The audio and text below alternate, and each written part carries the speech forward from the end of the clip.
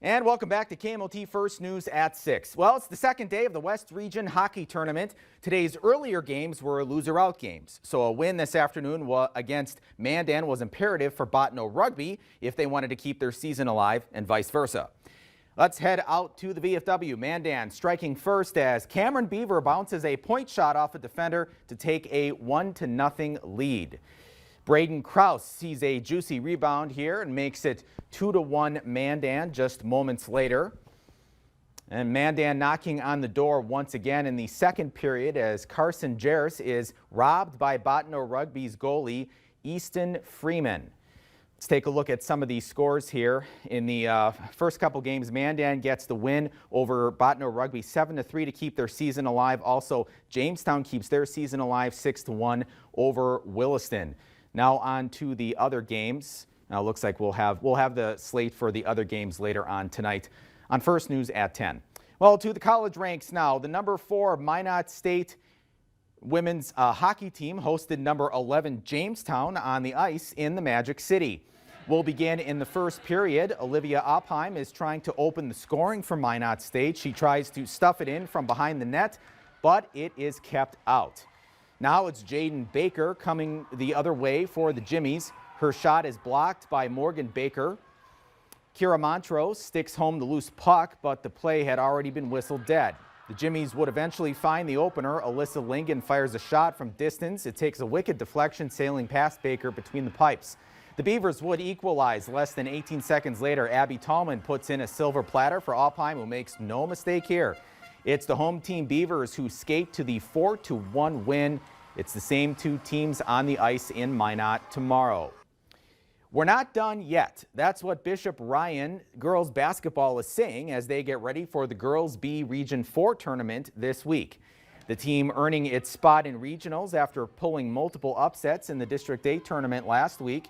As the number 7 seed, the Lions upset the number 2 seed Surrey before falling at the hands of TGU, the number 3. The team kept its season alive, topping number 5 MLS in the region qualifiers. First-year head coach Cole Edwards says it's the perfect time for the team to be playing its best basketball. We talked about it all year, that we just need to peak at the right time. Obviously, me being a first-year head coach, took them some time to kind of learn a new system. We have 3 girls that haven't played in a few years, some due to injury, some other reasons. But so it just took a little bit of time to get chemistry down and learn a new system. Sophomore guard Toshi Udekwe says that it's been a full team effort, and that's one of the main reasons why the Lions season is still alive. It's been really exciting. The locker room has been really loud, and the bench has been doing a great job keeping up that energy, and all the girls have been doing very good, sticking together and just playing our game. Their first-round opponent is a familiar one, the Kenmare Bowbells Hawkers, who they played and lost to back on December 2nd. The TGU Titans entered last week's District 8 tournament as the number 3 seed. By tournament's end, they looked like they could run with any team in the state. The Titans took the District 8 crown, defeating Lewis and Clark Berthold in the title game. They've been led by a sharpshooting trio of Addison Nesham, Sophie Bachmeyer, and Ashley Martyrdem, who've been playing together for 3 years now. I caught up with them to find out how they feed off of one another on the hardwood. It's taken a while to get to know each other's playing styles, but after playing together for 3 years now, it's been we know how each other play. We know our strengths and our weaknesses and what we need to do to win. We all have a connection that just clicks together. I mean, once we're on, and it's just fun. We're always right there screaming in each other's faces, hyping each other up, or something doesn't go our way and we're there letting each other know it's all right and just to keep playing. This is Maddie Schmidt's second full year as head coach of the team. Schmidt says the success of this group has been years in the making. When did you realize with this team that you might have had something special here? I think that was before I even started.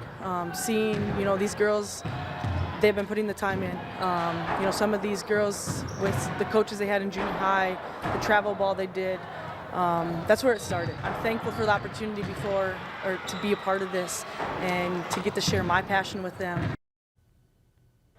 Now the Titans will have their hands full as they face off with Powers Lake Burke Central in the first round next week.